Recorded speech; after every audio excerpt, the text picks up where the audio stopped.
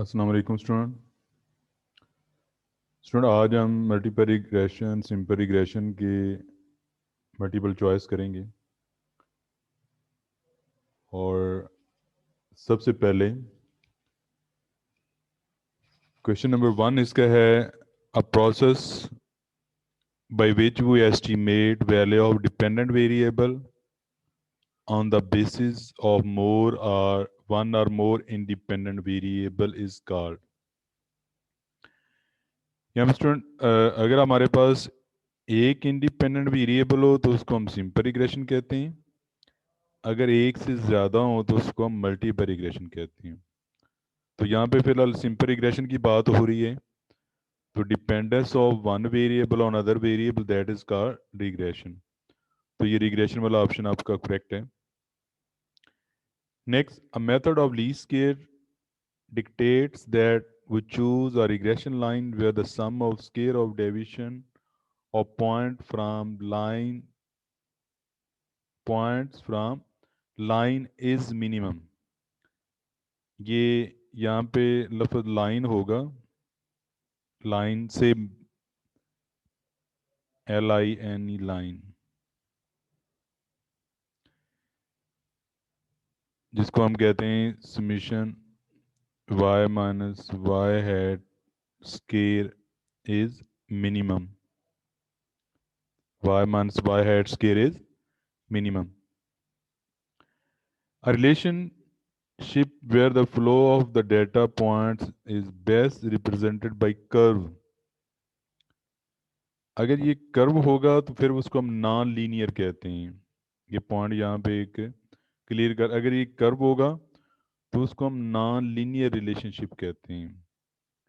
और represented by a line अगर होगा तो उसको हम लीनियर रिलेशनशिप कहते हैं। अगर स्टूडेंट यहाँ पे कर्व है तो फिर ये नॉन लीनियर रिलेशनशिप होगा। अगर यहाँ पे लाइन होता तो फिर उसको हम क्या कहते हैं, लीनियर रिलेशनशिप कहते हैं। क्योंकि यहाँ पे लीनियर रिलेशनशिप लिखा हुआ है तो इसके मुताबिक फिर ये लाइन होना चाहिए, इसके मुताबिक फिर ये लाइन होना चाहिए। ठीक हो गई। अगर यहाँ पे कर्व आ रहा है तो फिर आपने नॉन लीनियर रिलेशनशिप कहना है, अगर यहाँ पे लाइन आ रहा है तो फिर आपने लीनियर रिलेशनशिप कहना। All data points following along a straight line is called linear relationship. हाँ ये ठीक है, स्ट्रेट लाइन जो है सारे के सारे पॉइंट यहाँ पे लाई कर रहे हैं, दैट इज लीनियर रिलेशनशिप। और नॉन लीनियर अगर वो कर्व की सूरत में है तो वो non linear. The value we would predict for dependent variable when independent variables are all equal to 0 is called intercept, is called intercept। साफ ज़ाहिर है आपके पास जब इंडिपेंडेंट वेरिएबल की सारी वैल्यू ज़ीरो हों, जिस तरह y is equal to a plus p x है, तो आपको पता है कि इसमें x इंडिपेंडेंट वेरिएबल है, y डिपेंडेंट वेरिएबल है, a इंटरसेप्ट है और b इसमें रिग्रेशन कोफिशिएंट है। y dependent variable, x independent variable, b regression coefficient और a intercept. Next, the predicted rate of response of dependent variable to change in the independent variable is called slope। ये slope की definition भी है, slope को regression coefficient भी कहते हैं। ये जो b है इसको हम स्लोप भी कहते हैं और रिग्रेशन कोफिशिएंट भी कहते हैं। The slope of the regression line y on x is also called, ये वही बेबी मैं बात आपको बता रहा था, slope of regression line y on x is also called regression coefficient y on x, regression coefficient y on x। regression slope of regression line y on x होगा तो हम कहेंगे regression coefficient y on x। अगर ये x on y होगा, अगर ये x on y होगा तो हम फिर कहेंगे regression coefficient x on y। तो ये ज़रा आपने इसको देखना ध्यान से। तो क्योंकि y on x है तो हम भी रिग्रेशन कोफिशिएंट वो वाला लेंगे जो y on x है। In a simple linear regression, the number of unknown constant are two, a or b, a or b. In simple regression, the numbers of variable involved two. आपको पता है simple regression में दो variable होते हैं, एक dependent variable होता है और एक इंडिपेंडेंट वेरिएबल होता है। तो दो वेरिएबल इसमें इन्वॉल्व होते हैं। If the value of any regression coefficient is zero, the two variables are independent. अगर स्टूडेंट बी की वैल्यू जीरो आ जाए तो इसका मतलब ये हुआ कि रिग्रेशन कोएफिशिएंट जो बी की वैल्यू जीरो है, तो इसका मतलब ये है कि दो वेरिएबल इंडिपेंडेंट हैं। अगर बी की वैल्यू ज़ीरो होगी तो ये आर की वैल्यू लाजमी ज़ीरो होती है, आर की वैल्यू लाजमी ज़ीरो होती है। क्यों ज़ीरो होती है? आपको पता है कि आर किसके बराबर होता है? Plus minus b cross d under root. ये बी रिग्रेशन कोएफिशिएंट है और एक डी रिग्रेशन कोएफिशिएंट है। डी हम यूज़ करते हैं एक्स और वाई का रिग्रेशन कोएफिशिएंट। तो जब ए के इसमें ज़ीरो आ रहा है तो साथ ज़रा आर भी ज़ीरो होगा। जब आर ज़ीरो होता है इसका मतलब है कि दोनों वेरिएबल जो आपस में इंडिपेंडेंट है। The straight line graph of a linear relation question y is equal to plus bx slope will be upward if b greater than 0. b positive, slope upward.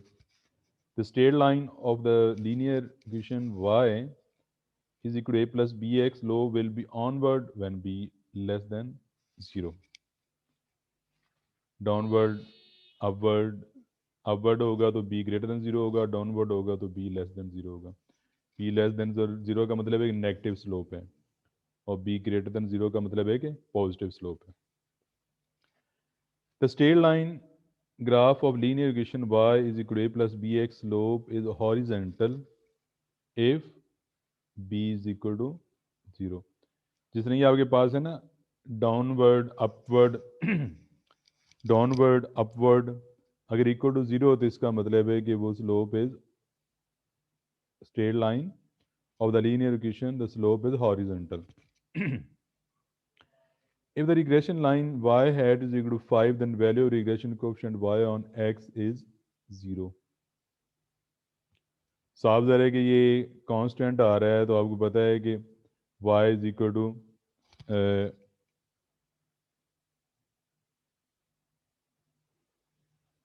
y is equal to a plus B x. तो अगर constant आ रहा है तो इसका मतलब है कि ये तो ज़ीरो है तो फिर रिग्रेशन कोएफिशिएंट b क्या होगा? 0 के बराबर होगा। y is equal to 2 minus 0.2x, the value of y intercept is equal to 2. जब x 0 पुट करते हैं तो आपके पास y इंटरसेप्ट आ जाता है। जब x 0 पुट करते हैं तो आपके पास y इंटरसेप्ट आ जाता है। जब y 0 पुट करते हैं तो आपके पास x इंटरसेप्ट आ जाते हैं। If the one regression coefficient is greater than 1, the other will be less than 1. इसका मतलब ये है कि स्टूडेंट अगर एक आपके पास दो रिग्रेशन कोएफिशिएंट है जिसको हम आमतौर पे b कहते हैं और एक को हम d कहते हैं। वो कहता है कि अगर एक जो है वो ग्रेटर देन 1 है तो दूसरा लाजमी लेस देन 1 होना चाहिए। उसकी रीज़न ये है कि जब आप b और d को ज़रब दे के अंडर लेते हो, जब b और d को ज़रब दे के अंडर लेते हो तो अगर ये भी 1 से ग्रेटर आ रहा है, ये भी 1 से ग्रेटर आ रहा है, तो फिर तो r तो 1 से ग्रेटर आ जाएगा। तो r 1 से ग्रेटर नहीं हो सकता। तो यही वजह है कि अगर आपके पास एक रिग्रेशन कोएफिशिएंट है उसकी वैल्यू 1 से ग्रेटर है तो दूसरे की क्या होगी? 1 से लेस होगी।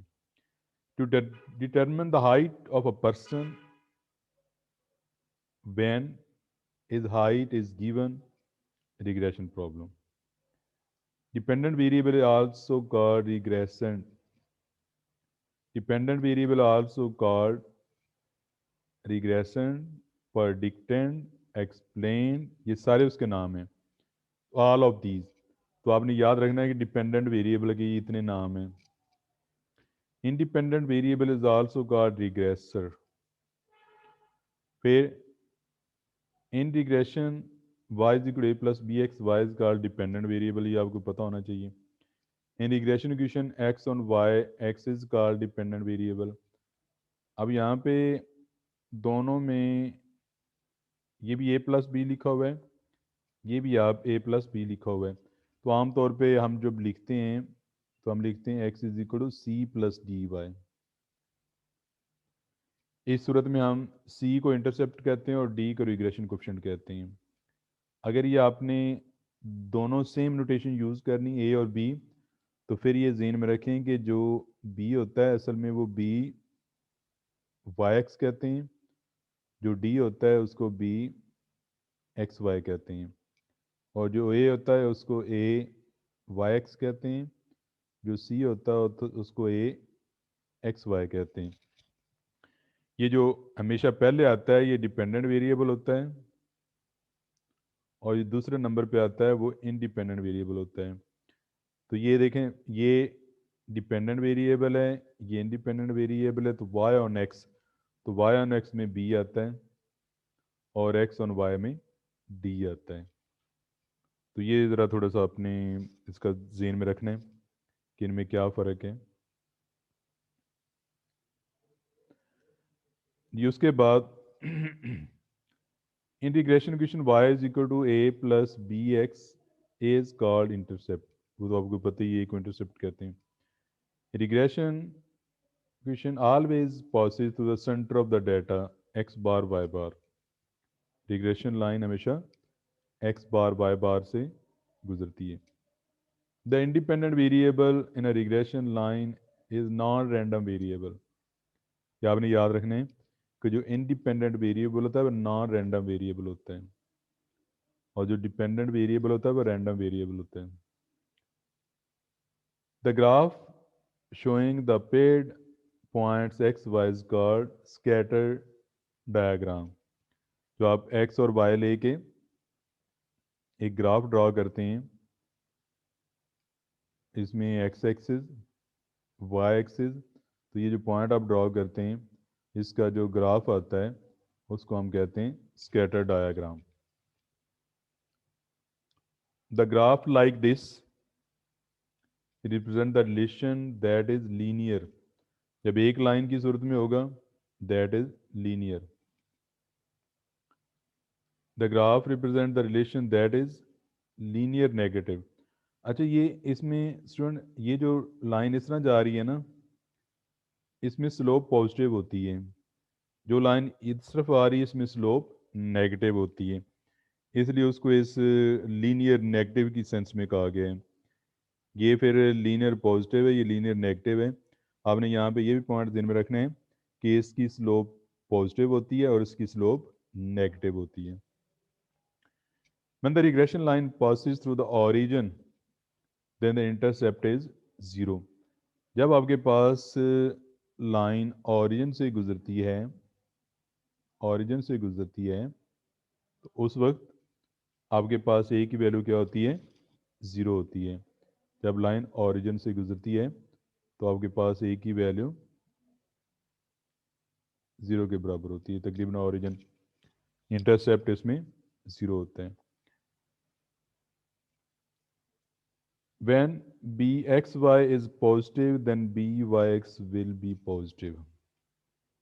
अब ये यहाँ पे नोटेशन आ गई जो मैं पहले आपको बता रहा था, ये वाई एक्स और ये एक्स वाई। तो ये आपने याद रखना है कि स्टूडेंट बी वाई एक्स,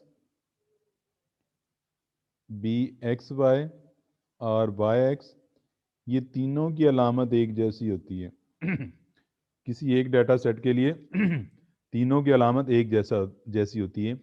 अगर ये पॉजिटिव हो तो ये भी पॉजिटिव होगा, ये भी पॉजिटिव होगा। अगर ये बी वाई एक्स नेगेटिव है ये भी नेगेटिव होगा, और आर एक्स वाई भी नेगेटिव होगा। तो ये स्टूडेंट आज के लिए इतने ही काफ़ी है। इंशाल्लाह नेक्स्ट लेक्चर में हम मज़ीद आगे इसको करेंगे। तो आज ये 30 क्वेश्चन तक मल्टीपल चॉइस हमारे हुए। थैंक यू, अल्लाह हाफिज़।